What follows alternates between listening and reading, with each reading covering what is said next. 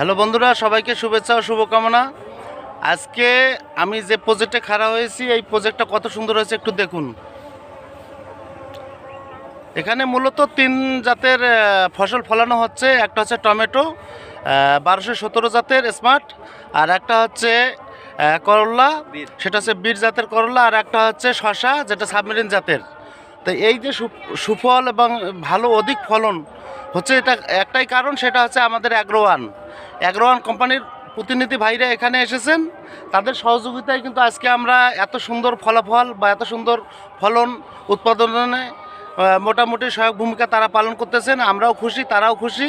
আজকে যেহেতু তারা একত্রিত হয়েছে, আমাদের প্রান্তিক কৃষক যারা আছে তারাও একত্রিত হয়েছে, তাই তাদের সাথে আমি একটু আপনাদের দেখানোর জন্য এই ভিডিওটা একটু করা। যদি আপনারা কেউ এই ধরনের প্রজেক্ট করতে চান, অবশ্যই অ্যাগ্রোওয়ান কোম্পানির এই ভাইদের সাথে একটু যোগাযোগ করবেন।